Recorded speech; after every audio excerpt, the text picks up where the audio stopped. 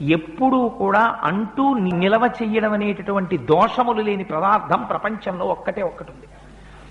అది దానికి మీరు నిలవ చేసిన దోషము ఉండదు, దానికి అంటు దోషము ఉండదు.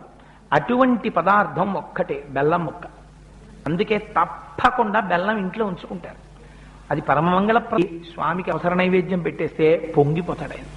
పైగా మీకు గమ్మత్తు తెలుసా అండి, బెల్లం ముక్క నైవేద్యం పెడితే ఇంట్లో ఆరోగ్యంగా ఉంటారు.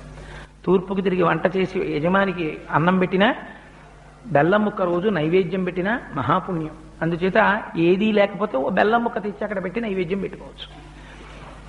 ఆ తరువాత నీరాజనం, తాంబూలం ఇస్తాం.